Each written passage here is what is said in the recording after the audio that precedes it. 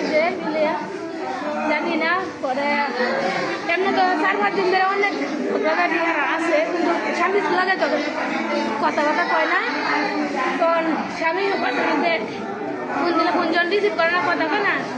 তখন পথের মধ্যে আটকেছে আমি বললে গেছিলাম না নীতিবা